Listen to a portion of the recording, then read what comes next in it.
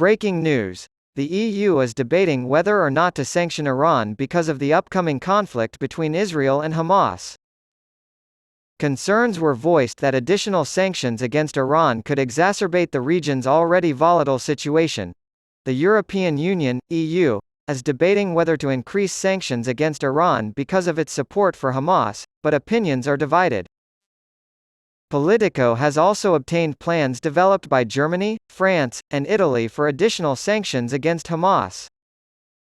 More than 1,400 Israelis were killed and over 240 were kidnapped in attacks carried out by Hamas on October 7.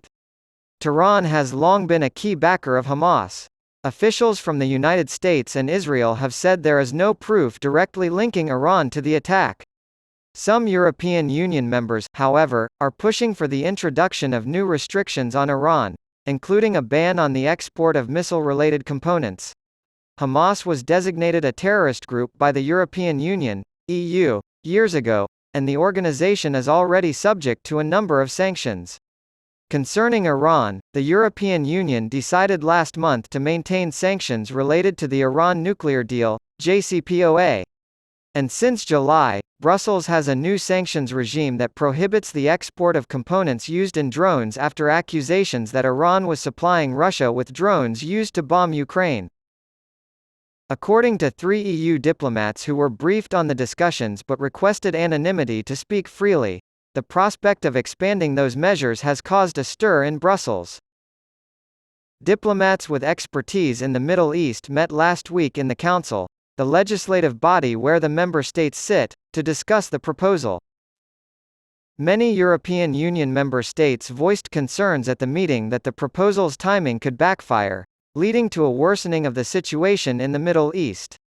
It is exactly what the EU wants to avoid, one of the diplomats said, referring to an escalation of the conflict.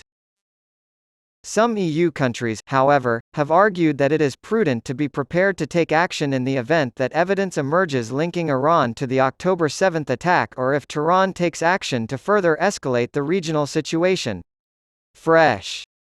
The United States and Israel have put pressure on the European Union to increase sanctions against Hamas.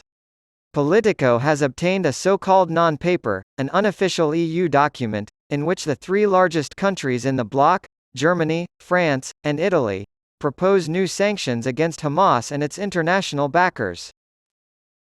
It is crucial to intensify engagement, in order to isolate Hamas internationally and delegitimize the false narrative of Hamas as defender of the just Palestinian cause, as stated in the aforementioned 3-page document dated November 9. Further, once political conditions are right, the document states, these new measures should ideally be implemented by a broad coalition of states, with a strong presence of Arab countries. The plan is to destroy Hamas infrastructure outside of Gaza and to undermine its political and public standing in order to starve it of resources, such as money and weapons.